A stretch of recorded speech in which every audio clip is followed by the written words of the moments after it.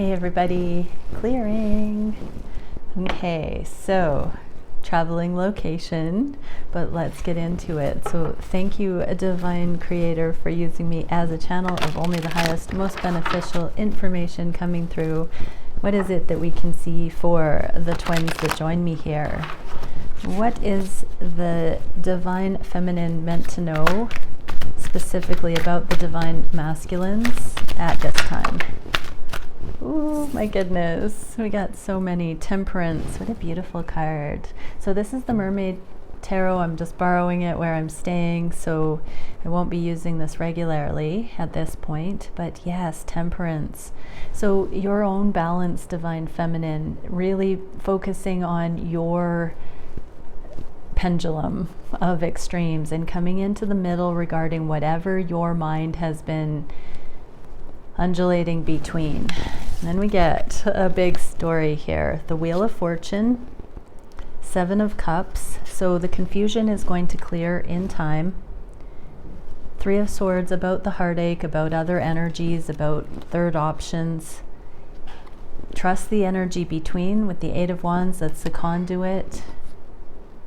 The Star, so there's a little bit of a wait, but the gap is closing. Page of Swords, you're going to start seeing some Four of Wands union signs. So more signs, synchronicities are going to be ramping up a little bit. You're going to be seeing through your own growth path, being drawn to this page, looking at the sword and seeing their own reflection. So your own readiness for union is more important now than the external things that were first catching your attention on this journey. And then we're getting the Hanged Man and the Nine of Pentacles. Interesting. So all of the stall in this journey, all of the holdups, all the pauses, all the what's going on, is there anything moving kind of vibes, it's all leading towards this wholeness. The Nine of Pentacles is the autonomous wholeness, leading right to the Ten of Pentacles, which is the long-term result. Page of Cups and Three of Pentacles. So the sweetness, the presence in the 3D. So that is one of the things happening with this union readiness. Divine Feminines, you're meant to focus on yourself. I'm asking, what do the feminines need to know about the masculines? And we get all of this self-directed, self-assessment coming in for where you're at, what you've done, how ready you've become, how balanced you've become, Divine Feminines. And it's showing that this is the pathway, the runway into the 3D connection on such a balanced level. Let's see what the masculines need to know about the feminines. The Chariot. This is interesting because the masculine is riding towards the feminine on this chariot. So there's still this readiness and a poise coming in. So when you can balance this out, Divine Feminines, that means not just emotionally, not just mentally, but in the 3D. So all of your karmic changes, that means, you know, getting yourself free and clear to pursue out of other relationships. And then this can move forward. The masculines are more savvy, more energetically connected to where you're at in the journey than you may think. So if you think, oh, I wish my masculine would come forward to me while I'm going through all these difficult things so I have someone to comfort me, that's not going to happen on this journey. You can manifest that elsewhere, but it's not going to happen with a twin flame, because you're going to come into mastery before you align with a twin flame. You can have other relationships if you want that. You can get there sooner, but with this kind of a scenario, you have to be completely ready in your own right to access this. Okay, let's get into, I'm going to do a bit of a spine of fire. I usually use my Starseed Oracle cards for this, but I'm going to do all the chakras and see where the counterparts are meeting on that alignment from the crown chakra grounding down to the root chakra. So let's get into this. What can we see for each of these chakra levels for the counterparts? What would the masculines say to the feminines? What would the feminines share with the masculines on each of these levels, and how does that affect the other? We've got 2 more decks to shuffle. So I am traveling. If you've emailed me about the crystal dig, I haven't read those yet. I'm going to devote this afternoon to sorting through some of that. If you haven't messaged yet and you're wondering, please do. I'm going to be opening up April sessions next week when I know my schedule for April. So no worries, there will be lots available. I won't be doing my 15-minute readings anymore, just the in-person ones. As a heads up, I'm not sure, I may resume the 15-minute ones in the future. Oh, I have a new friend. This is Luna. I'm not sure why she's called Luna, but she's so nice. Okay, let's get into it. So crown chakra, what are we seeing? High priestess in the reverse. This is a very internalized, it's like that feeling. Oh, she's pulling my microphone cord now. Luna, she's sneaky Luna. So yeah, crown chakra, everybody is being asked to be still and know their own truth. Just like the temperance for you divine feminines, this is deep drop within to know where you're at, what you feel. What would the masculines say about this? I'm trying to let go of the past and trust the best is yet to come. So this has to do with the karmic feminine energy and this divine feminine energy that divine feminines are exemplifying. The knowing of their worth, the knowing of the love, the knowing of the potential, and waiting for the real thing here. What can we see for what the feminines would say to the masculines? 10 of Swords. So yes, this is the original separation wound. Divine feminines are still balancing out for the ages, like for the generations, for the collective, and not hinging their worth on whether the masculine is union ready or not. Okay, what would the counterparts say to each other? Masculines, or how does this apply? So the masculines letting go of the past. How does this affect feminines?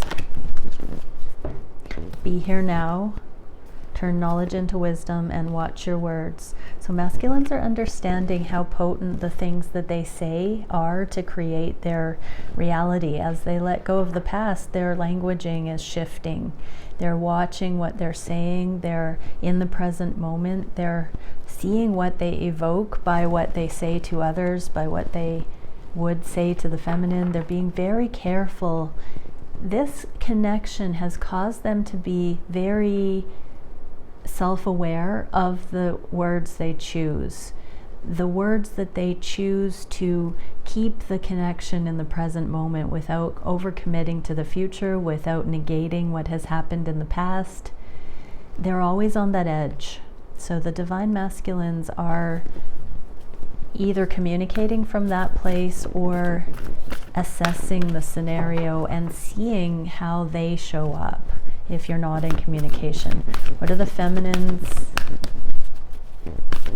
working on this core level of fullness? How is this affecting the masculines? Okay, make your dreams real. So divine feminines are not holding themselves back. They are continuing to go forward with or without a romantic relationship with their masculine. They are still actively manifesting the things they've been shown to manifest, curious how it's all connected with the spider web, and yet still going forward without necessarily the proof or the confirmation of where the masculines will fit in. The feminines are still manifesting their reality based on what they're being shown, and some of it relates to the masculines and some of it is completely autonomous, but they're no longer holding back in waiting for you divine masculines to come in to have to contribute in the 3D in order for them to be confidently making the decisions that support their lives. They're no longer in this entanglement that insists that you physically be there or otherwise to make decisions, major decisions. They are this is crown chakra, so they are direct to source. And divine masculines, you're getting your direct to source languaging upgrades right now. What are the third eye energies? Transformations. We have another major arcana, the death. So in this position, we're in the midway point of a transformation of how to use the intuition to see our own metacognition, our own bigger observation of the big picture, the fullness, the wholeness that we each are, looking at things objectively through non-attachment, utilizing the third eye to really look at patterns and systems rather than on a mundane level of cause and effect, or the mystique that is the 3D. Sometimes we see a tit for a tat and we can't make any sense. There's no rhyme or reason because we're not seeing the energetic bigger container or the origination of originating energies that affect whatever the pattern is. So what would the masculines say about this? Like a child. So they are seeing this soulmate level connection, this purity between you and them in this dynamic. They are seeing how this connection has been healing their inner child wounds. They've been seeing how the two of you meet in that purity without pretense. You often will just meet each other on such a core, not necessarily immature, but the purity of children. There is a defenselessness that the masculines are embracing here, that when the two of you, when your worlds collide, when you enter their mind, when you meet in person, when you communicate, that there is something so disarming about the connection. It starts where it left off. It's timeless. It is core.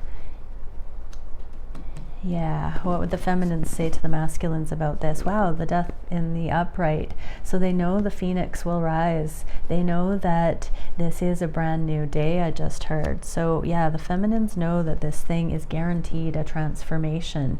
The masculines may not be fully aware of the same end game, end result, end story that the feminines are knowing. The feminine's quite clear now on the ascended, that love is guaranteed, that love wins, that it will result in life partnership, that the energies are balancing out. The feminines have a primordial understanding of what the twin journey is doing to the planet and to humanity and to relationships. The masculines are sort of walking wide-eyed into this new dimension, emotionally, really starting to see the potentials for the first time on that higher level. What does the masculine's purity, like a child energy, do to the connection? What do the feminines need to know about that?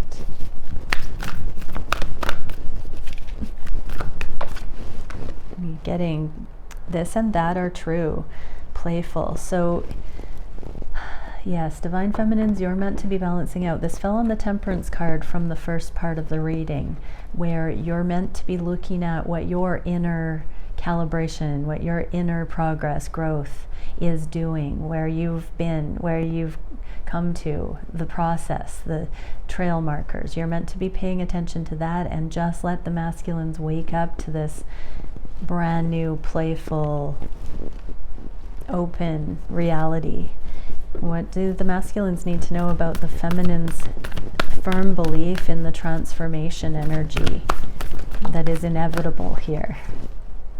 You see clearly now. So yes, divine masculines, your divine feminine is a being of great faith and confidence in the love and in the wait for this love to be accessible. So as you walk wide-eyed into the reality that these sorts of things can be possible, in time you will see clearly, and you will come around to see more like your divine feminine. Remember, your divine feminine won't be trying to convince you, persuade you, teach you, push you into coming on to the same page. They will be just emanating what they know for your consideration. And so, yes, as you wake up further to this model of love, your feminine's wisdom will be seen more and more clearly.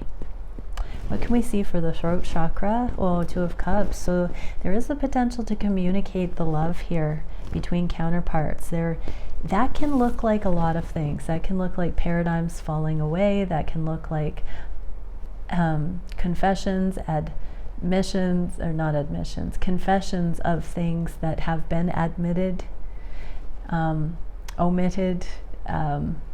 There are energies where something's being cleared up, misunderstandings being cleared up, with the masculines adjusting their languaging and the feminines taking more of a first-person accountability for understanding where union readiness is. There is a simple meeting in the middle happening here, is what I can feel. What the masculines say about this: where there's a will, there's a way. So they realize that there's been great tenacity. They have been drawn to continually show up time after time, cycle after cycle, and they have been refining, again, their languaging. This is the throat chakra. So they have deemed these connections important enough to keep trying, to keep communicating cycle after cycle, because the love warrants that. What would the feminines say here? 8 of Cups, gone but not gone. So yeah, divine feminines haven't closed the door. Divine feminines are leaving the door open, but only wanting divine masculine energy, or, you know, pure energy, balanced energy, love-filled, none of the other weak energy. They want masculine energy. What can we see for how the divine masculines, where there's a will, there's a way, regarding getting the love across, communicating the love, finding the right words? What can we see? How is this progression being felt, or how is it affecting? What do the divine feminines need to know? Life is speeding up, so something might happen quite quickly. The masculines seem to be planning or feeling into seizing the moment, speaking, taking an opportunity to clear something up or be on the same page. What do the masculines need to know about the feminines? Gone but not gone, keeping the door open, to trust in the magic. Yeah, to believe in second chances, to believe that the love is here. It's bringing up to me, you know, if this is your divine counterpart, you can't say or do the wrong thing. The love will just remain. And so take heart, take comfort, sink into it, that your idiosyncrasies, your character, your essence, your quirks, all of it is exactly what this person likes best.